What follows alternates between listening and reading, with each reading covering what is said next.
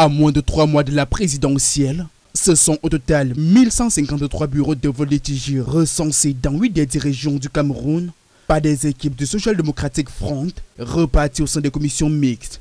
Des bureaux de vote non accessibles, implantés pour 7 ans dans des chiffrées traditionnelles, dans des casernes militaires et à la présidence de la République pour d'autres, en totale violation de l'article 96 alinéa 4 de la loi électorale. Qui dispose tout bureau de vote doit se situer dans un lieu public.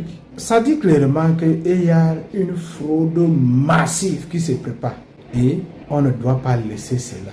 On doit juger les cas par leurs actes. Dans une récente correspondance au président du Conseil électoral de l'Échange Cameroun, le comité exécutif national du SDF fait la répartition approximative par région de ces bureaux de vote non accessibles dont il exige la relocalisation. Le centre et l'extrême nord, c'est-à-dire la part de Lyon, avaient respectivement 546 et 432 bureaux de vote litigieux. Les plaintes et les craintes du SDF sont totalement légitimes dans la mesure où placer les bureaux de vote dans des zones qui sont inaccessibles à monsieur tout le monde, c'est réduire de manière considérable le travail des observateurs et aussi essayer d'édulcorer la rigueur de ceux-là qui auront la charge en tant que scrutateurs de suivre le déroulement des votes pour le compte des partis politiques. Le législateur n'a pas été fou puisque les instruments internationaux qui encadrent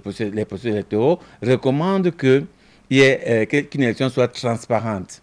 Alors, la transparence électorale suppose que les acteurs, n'est-ce pas, électoraux, qu'ils aient accès à tous les endroits où, n'est-ce pas, le processus va se dérouler. Et donc, si ça se déroule dans une chefferie, on peut très bien vous interdire l'accès à une chefferie. Vous n'allez pas forcer. Et une élection équitable, c'est une élection qui garantit le résultat, n'est-ce pas, de l'élection. Chaque compétiteur a le résultat qu'il mérite. Ceci, au nom de la transparence, de l'équité et de la crédibilité du scrutin présidentiel 2025, on ne peut plus décisif pour l'avenir du Cameroun.